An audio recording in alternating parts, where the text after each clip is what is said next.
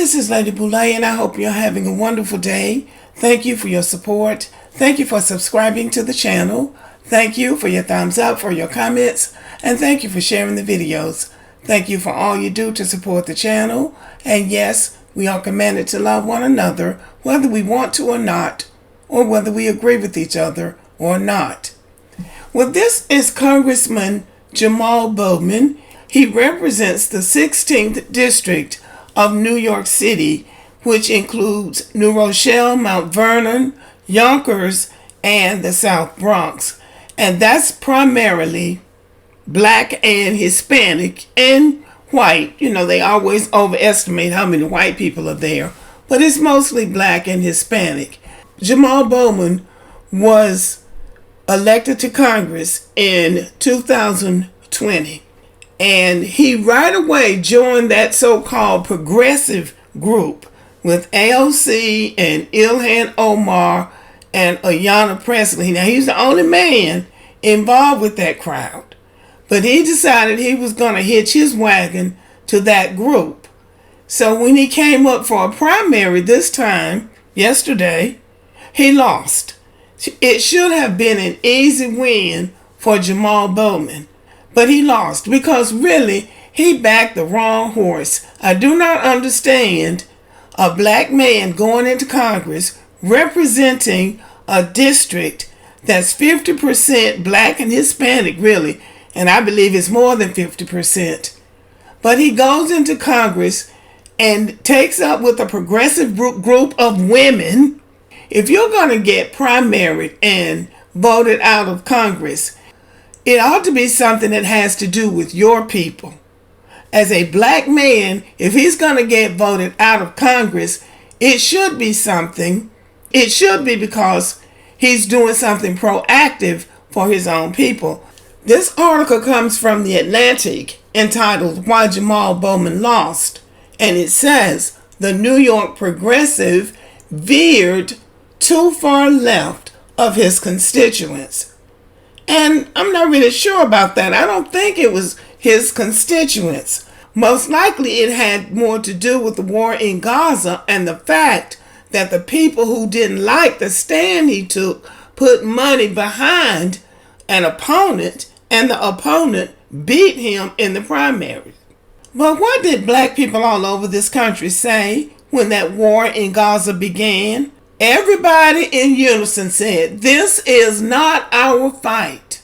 This article was written by Russell Berman, and this is his explanation as to why Jamaal Bowman lost. He writes, "The easiest explanation for why Representative Jamaal Bowman lost his Democratic primary in New York today is that he alienated the Jewish voters in his district with his denunciations of Israel."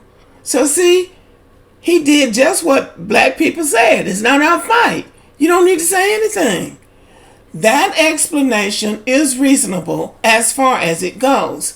Indeed, the race was the most expensive House primary in history, largely because a pro-Israel group inundated the district with TV ads attacking Bowman. See? They went after him because he's talking about something that didn't have anything to do with his district. But that's not the whole story, Berman writes. Bowman's defeat to George Latimer, the executive of Westchester County, made him the first member of the House's progressive squad to lose a re-election bid. He might have hung on had he not criticized Israel so harshly in the weeks after October 7th. Yet Bowman had made himself politically vulnerable well before Hamas's attacks, both by veering too far left of his constituents and by drawing unwelcome attention that had nothing to do with the Middle East. When Bowman first ran in 2020, his majority-minority district was more progressive than it is now, and more progressive than AOC's. Shortly after he won, the decennial reapportionment process extended the northern boundary to include more of New York City's wealthier suburbs. Okay? We know what that means. Bowman's district now features just a sliver of the Bronx. His district is not woke. It is democratic, another former Bowman advisor told him on the condition of anonymity. Ignoring the advice of some aides, Bowman joined other members of the squad to vote against President Joe Biden's infrastructure bill in 2021, a decision that has become a liability in the primary. So the question would be, what was he thinking? Those women that he's trying to ally with, some are immigrants. AOC, the woman from Michigan, and Ilhan Omar, those women are immigrants. Those women's interests lay outside of the United States. 2 of them are Muslim, and one of them is a Palestinian. So they are really pro-Palestinian. I don't know what AOC is. She just seems to love to hear herself talk.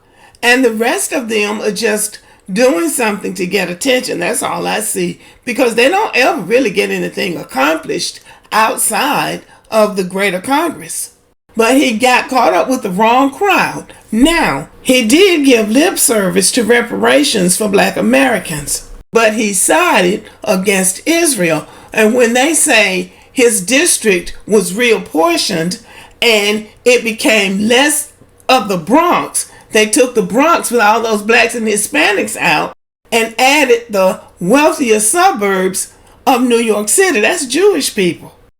So he said they reapportioned his district, but they really gerrymandered that district.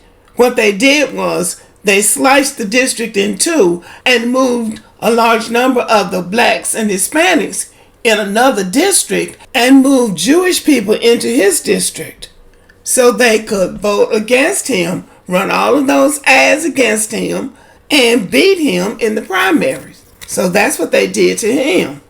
But he probably brought some of that on himself. They probably did it after he criticized Israel, and they changed his district just so they could vote against him, because that looks like what happened. So he was and when the person said it was not progressive, his district was democratic, that means it's pro-Israel. That's what that meant. So if he wanted to stay in Congress, he could have regulated himself accordingly. Because as it is, he's kicked out now and nothing has changed. So if he had stayed in Congress, he might have lived to fight another day and get some of his issues, the things that affected his district, on the table, as opposed to following behind those women that really nobody's paying any attention to. But he's a black man, and that's a whole different ballgame. The other black men in Congress are not alienating people, so they bought him out. That's basically what it was. So they've got this white man from Westchester County who's going to go to the United States Congress and vote exactly like the people in his district want him to vote. And he'll be there for a long time. That's how everybody else is playing the game. And it's tempting to say, well, he could leave because they're not doing any good anyway, but that's not really true.